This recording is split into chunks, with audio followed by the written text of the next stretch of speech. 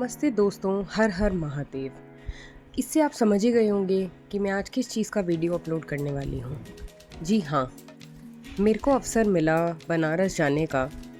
तो जो हमारा जर्नी था वो था डिब्रूगढ़ राजधानी के थ्रू।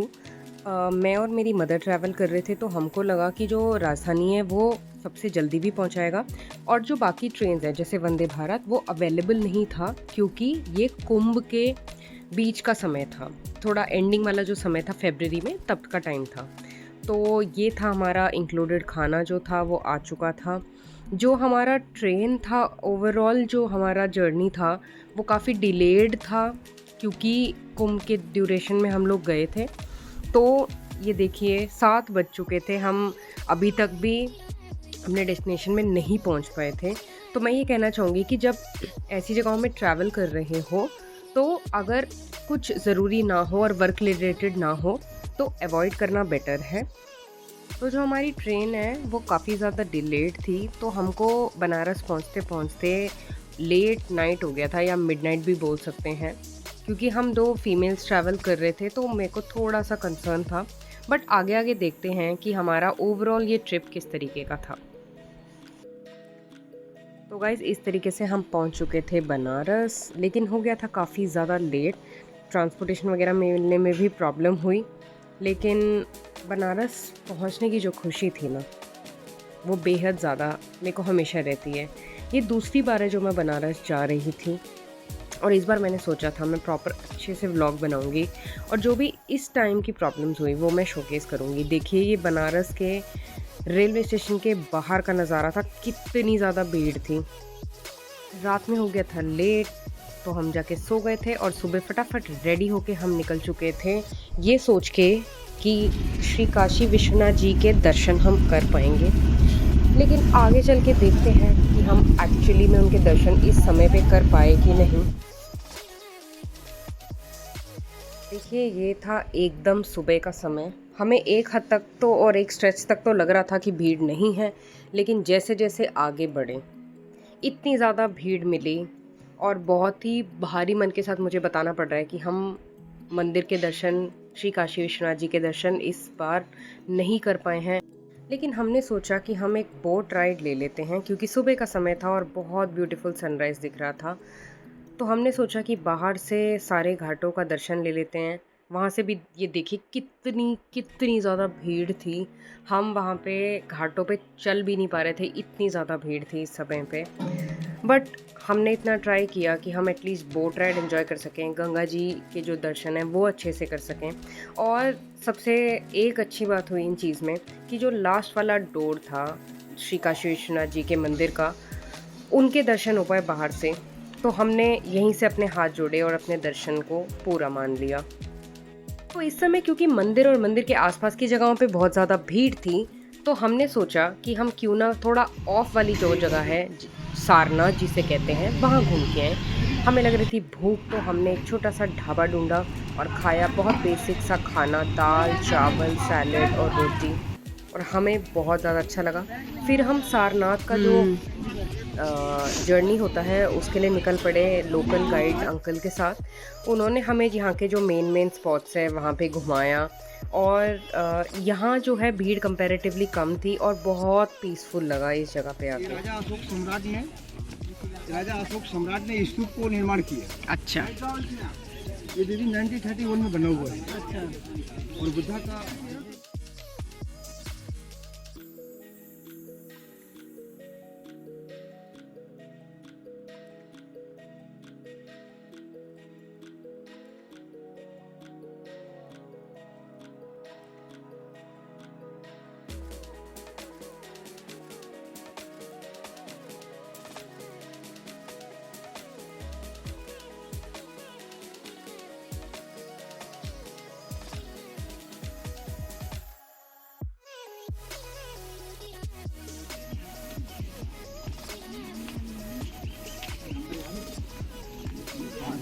पाँच सौ टेबल है।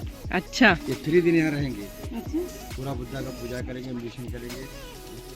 सारनाथ का जो पूरा लेन है जहाँ पे छोटे छोटे मार्केट्स, छोटे छोटे ईटरीज लगे हुए हैं, वहाँ पे ये बहुत सुंदर जो आपका वुडन स्कल्पचर्स हैं वो बने हुए हैं। मोदी और योगी जो डेवलप की थी अभी न्यू बना था। यहाँ आ चुके थे हम इनके एक और टेम्पल में, जो कि बहुत ज़्यादा खूबसूरत था अंदर से। ये बुद्धा का जन्म स्थल है जो नेपाल में है। और ये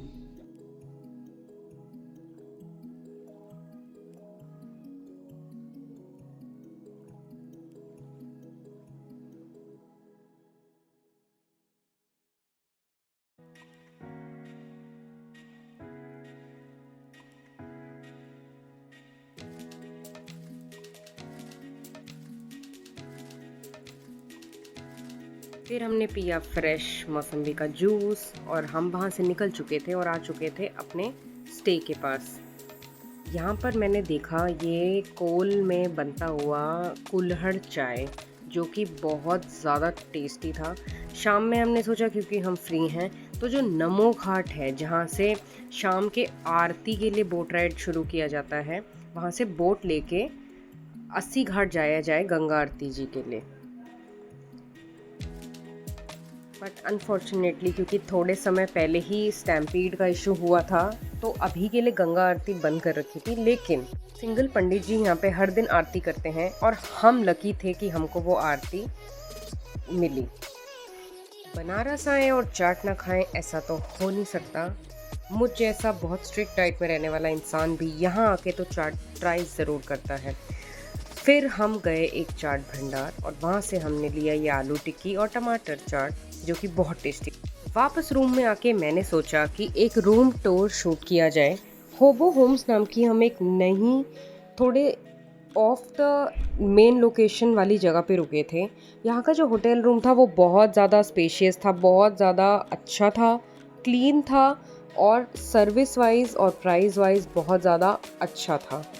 तो ये मैं आपको दे रही हूँ एक रूम टूर कि रूम दिखता कैसे है।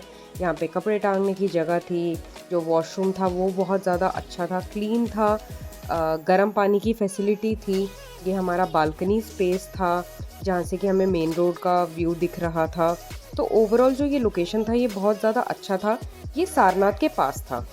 तो गाइस नेक्स्ट डे था मेरा प्रेजेंटेशन। मैं रेडी होके ऑटो करके निकल चुकी थी अपने लोकेशन के लिए।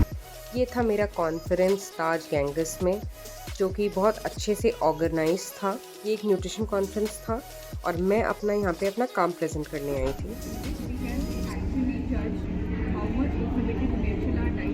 तो ये है थोड़ा सा ग्लिम्स जो कॉन्फ्रेंस था उस चीज़ का। यहाँ पे काफ़ी तरीके के टॉक्स हुए, न्यूट्रिशन से जुड़े हुए, हेल्थ से जुड़े हुए, और 2 दिन का ये कॉन्फ्रेंस बहुत अच्छे से बीता। क्योंकि हमारे पास लिमिटेड टाइम था और मेरा कॉन्फ्रेंस 5 से 5:30 के बीच ख़त्म हो जा रहा था, तो हम शाम में आए नमो घाट में तमिल संगम फेस्टिवल में। क्योंकि हम तमिलियंस हैं और मेरी मदर को काफ़ी इंटरेस्टिंग लगा तो हम वहाँ पे उस चीज़ को देखने गए। ये देखिए यहाँ के एंट्रेंस का जो हमारा डेकोरेशन था, वॉल था, शिव जी का ये जो पेंटिंग था, कार्विंग थी, बहुत ब्यूटीफुल थी।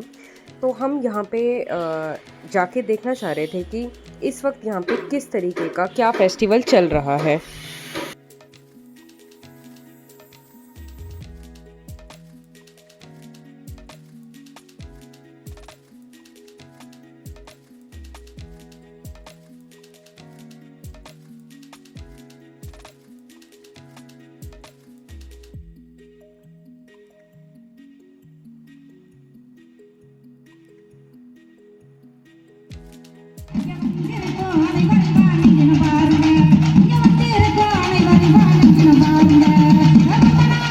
नेक्स्ट डे पहुंच गए हम पास में ही एक छोटे से टी स्टॉल में जहां मिल रहे थे फ्रेश इडलीज और चाय, और हमने खाया इडली।